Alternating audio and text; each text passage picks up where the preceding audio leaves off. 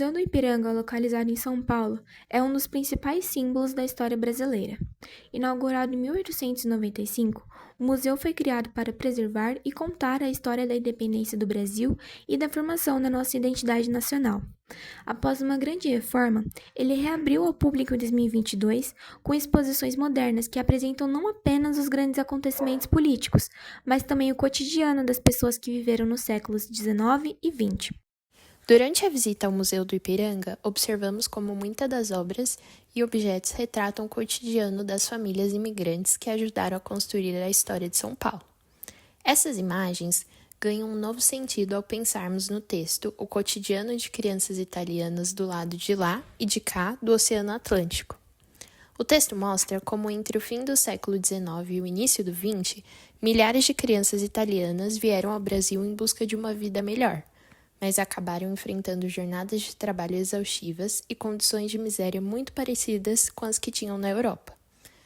Mundos do Trabalho. Essa exposição fica localizada no piso A do Museu do Ipiranga e mostra para os visitantes as diferentes atividades exercidas pelos trabalhadores do campo e da cidade em vários momentos da história do Brasil.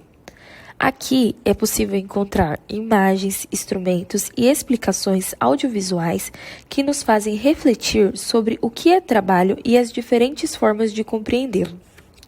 O que dialoga diretamente com o texto lido, o cotidiano das crianças italianas, considerando as condições nas quais elas estavam inseridas de forma compulsória para exercerem atividades laborais. Essa aqui é a sala Conservar Brinquedos, um espaço que guarda muitas lembranças da infância através dos tempos.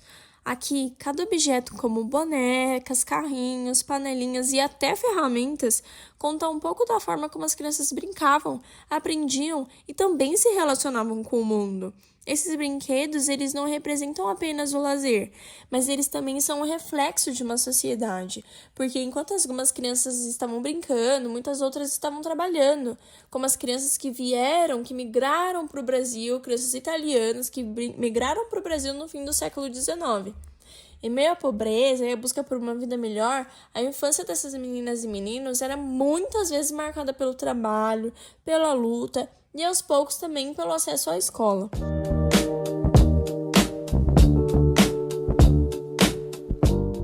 Ao andar pelos corredores da Pinacoteca, as obras nos inquietam e nos convidam a pensar e repensar as nossas concepções de mundo.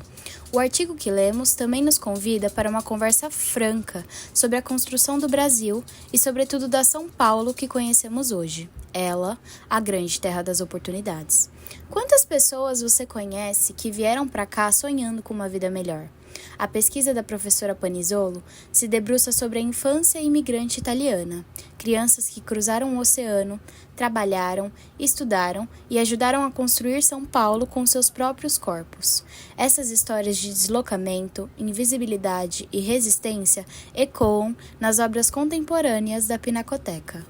Nós separamos duas indicações, caso algum de vocês vá até lá e se interesse pelo tema. A primeira obra se chama Cidade, Signo e Abstração, Corpo e Território, do artista Marcelo Cidade. É uma obra que nos faz pensar justamente na presença ausente desses corpos que moldaram a cidade de São Paulo e que raramente foram lembrados por ela. A segunda, mas não menos importante, é a obra Imagem em Trânsito, da artista Beatriz Gonzalez, e ela fala justamente do movimento, das fronteiras, de pessoas e identidades que vivem entre territórios, né? Como aquelas famílias italianas que cruzaram o Atlântico em busca de um futuro melhor, né? De um presente melhor também.